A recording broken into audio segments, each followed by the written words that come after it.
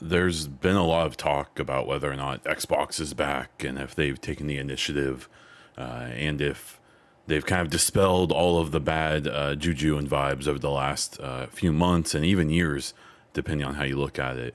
And I think there's a discussion to be had. So I want to have it and kind of talk about how I'm feeling about Xbox in 2024 post their Xbox Game Showcase here in June. So to jump right into it and to probably do the wrong thing from a video point of view, I don't think that they are back necessarily. I think that there's a lot to prove, and I think this has been the same story for years at this point.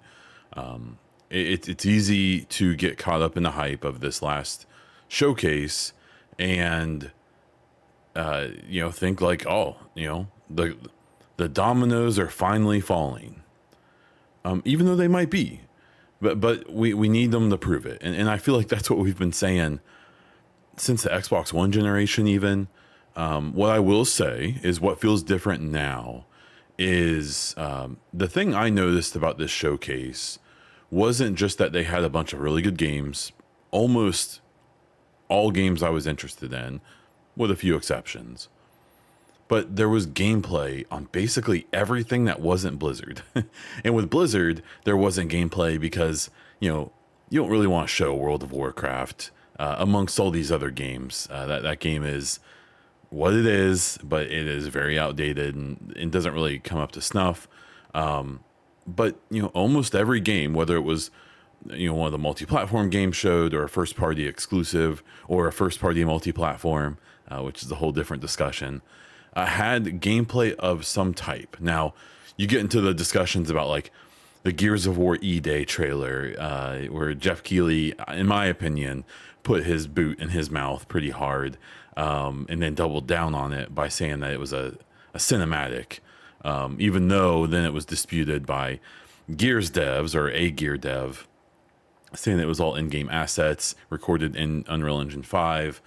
That line gets kind of blurry, but that's not what I'm talking about. I'm talking about how Perfect Dark appeared to have some early gameplay. Now, before I get into the other ones, we don't know how many of these were like vertical slices or how many of these were things that are, a mostly finished game and we're seeing a part of it, right? Like, I would say Perfect Dark, that was probably a vertical slice. That may be a mission that we do in that game one day, and maybe it will be based off of what we saw.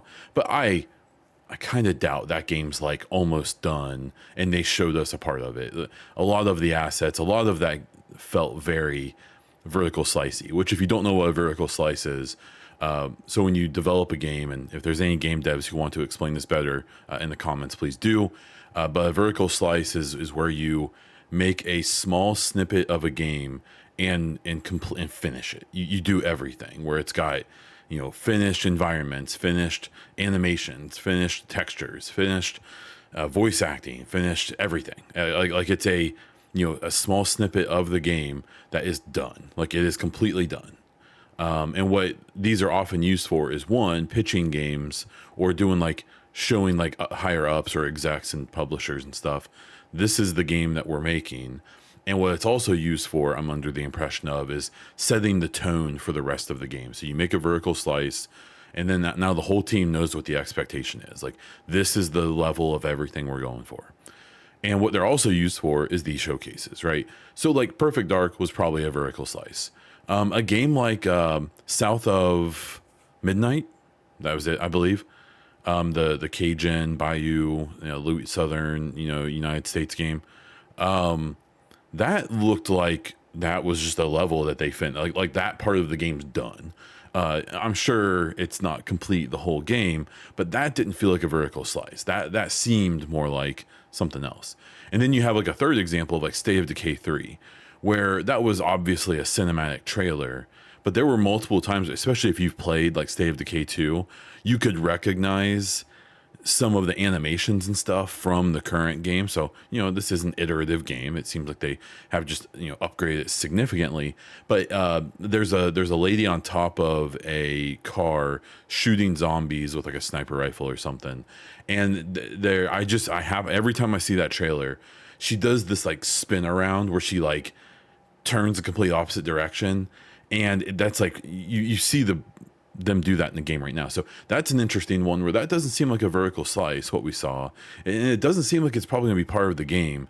They just took, you know, they probably catered or made a specific level and an environment for this trailer and then shot it with all the cinematic angles and all that, but it still looked really good. So this Xbox show gave me a lot of hope that they will actually follow through this time, because all of the things they showed appear to be not almost done, but well in development. You know, like even the Perfect Dark vertical slice, that wouldn't exist if they weren't pretty far along in development. And so all of that together kind of brings me back to the conversation I'm supposed to be having of, is this the turning point for Xbox? Is this where they're finally going to start catching up with PlayStation? Is this going to get rid of all of the worry and concern amongst the people who think that Xbox is becoming a third-party publisher and they're no longer going to have Xboxes and stuff? I mean, a lot of those fears should be eliminated anyways, in my opinion. My feelings about the multi-platform stuff have evolved a lot.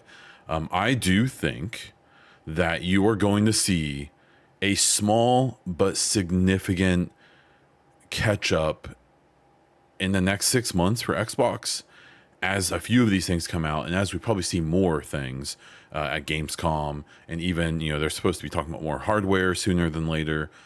I think you're going to see like maybe a 5 or 10% climb by Xbox in this whole race.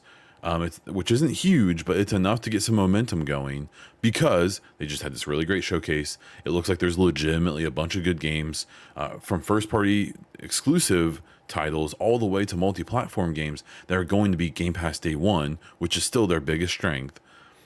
I think you are seeing a lot more people being interested, and that's compounded by the fact that PlayStation is in a weird spot right now. They're in a spot that they aren't used to, where at the beginning of this generation, the PS5 comes out. It's a great console, has maybe one of the best controllers ever made from what I've seen people talk about. And it had a bunch of good cross-generation games, and then a few really good next-gen only games come out. You had like Ratchet and Clank come out, which people really loved, even though it was kind of, it's not a tech demo, but it wasn't like a big 40-hour journey or anything, or some masterpiece game. It was just a really good showcase of the PS5. And then you had games, you know, more recently come out like Spider-Man 2, which I found from what I've seen and heard, it just seems like it's maybe a hair overrated, but still a super good game. And then obviously of God of War Ragnarok, you had, you know, like the recent patch for The Last of Us 2 to the, you know, the next gen patch, or whatever they call it and charge for it. They had a hot 2 years into this generation, hot 2 or 3 years, depending on how you look at it. But what I think people don't realize is that probably happened, you know, because when COVID started, a lot of those projects were almost done or were in the final stages or just released. And it seems like a combination of, you know, games that were maybe early in production for PlayStation first party studios that, you know, got hit by COVID, and that's probably delayed them a few years. Not to mention, it seems like at least at one point, Sony was making a big live service push as recently as 2023 at their showcase then, which was like a live service showcase, which was really weird. They're in a weird spot right now where it looks like from God of War Ragnarok coming out late in 2022 to mid 2025 potentially, or later, their only big showcase game has been Spider-Man 2, which came out late in 2023. And they're in this like 2.5, maybe almost 3 year gap of all of their exclusives being third party and being games that maybe aren't as universally praised. You know, like the Final Fantasy games, Rebirth and Final Fantasy 16, by some people are gigantic hits and other people complete misses. Where, you know, they aren't, those games aren't going to get the universal acclaim. You have this Astrobot game coming out this year, which people seem to be generally excited for. And some people are trying to hype up to be like the next Mario. But it seems like the greater, you know, population of players isn't like super hyped for Astrobot, because it's probably going to be a fairly short game, and it's, you know, going to be a great experience, but maybe not anything life changing, right? or Concord, this hero shooter that they're coming out with too, that's been, not looked at greatly. So that gives Xbox this window of, especially with a really good showcase, of showing people like, hey, we're doing things. These 40 studios we bought are finally going to start putting out games, and it looks like a bunch of them are interesting. And oh, by the way, we have this Game Pass thing. And that's where, and I'll start to wrap up this conversation is, there's all these fears around Xbox right now of, they're going full third party. There's no more Xbox hardware. They're doing all these things. We know there's Xbox hardware coming. And it's interesting because it doesn't seem like they care that much about the hardware, right? Like it seems like they see their own hardware as just an option. If you want to take it, go nuts. If you want to play their games on PC or cloud or even on PlayStation in some situations, they're fine with that. And a big conversation I've been seeing, recently, I saw Colin Moriarty post his, Mr. No Taxation himself, which he changed his name, I noticed, doing this big, like, hey, look at how successful Sea of Thieves has been on PlayStation. You Xbox better get used to this.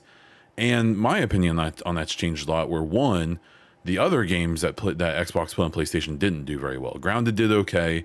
Pentiment and Hi-Fi Rush didn't do anything.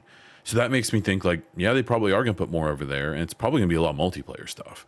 Because single player stuff doesn't seem like it's very interested. Or there's not a lot of interest there.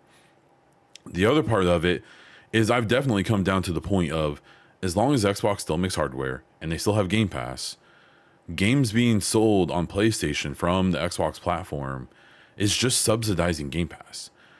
The main strength of games selling on PlayStation will be ensuring that Game Pass can exist.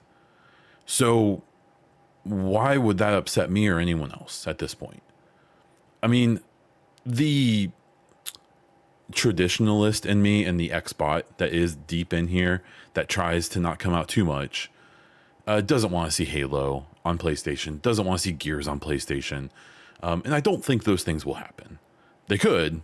And if they do, I still am getting to the point where I just don't know why that would upset me, as long as these advantages to being on Xbox or on their platform is still exists and is still clear.